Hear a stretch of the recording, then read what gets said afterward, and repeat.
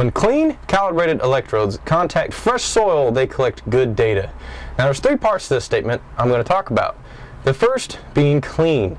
Clean refers to the wash system and how well it removes soil residue off the electrodes to allow for an accurate reading. Next, being calibrated. Now we like to test the pH system on a daily basis to ensure proper operation. Lastly is fresh soil. Fresh soil refers to how well the soil flows through the sampling shoe, and this needs to happen with one word: impact. Impact refers to the force pushing a soil core through the shoe from location to location. If a soil core is not collecting in loose soil, you may need to increase depth to reach a more compact soil, or you may need to increase speed. Both of these will allow for the proper impact that we need to ensure a soil core collection.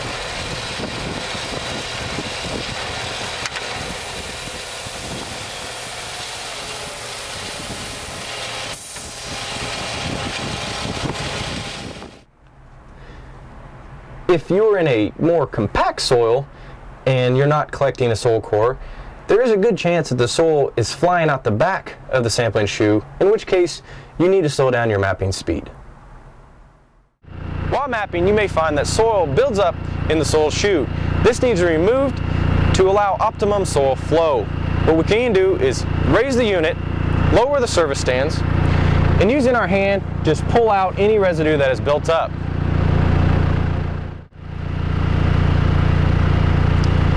While mapping, on occasion the shoe will become completely plugged. The best method to unplug the shoe is to force it out using the tractor's power.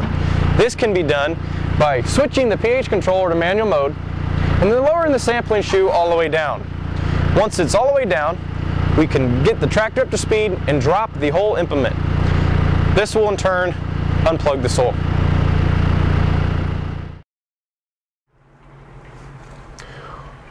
When you're mapping, always try to use the same water source to ensure a consistent pH level.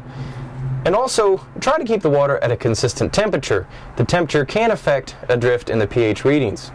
Now, a good way to remedy this is to have a water tank either on the truck or on the trailer so the source and the temperature stay the same.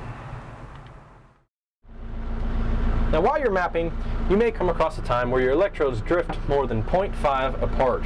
If this happens, an audible alarm will sound indicating that that point was not saved.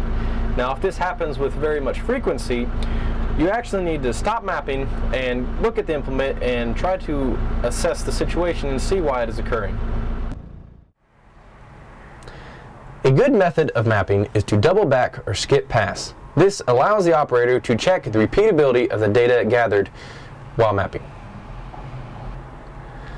To do this, map every other row, then when you start back, fill in the rows. The operator will see if the data being collected has spatial structure with the adjacent data.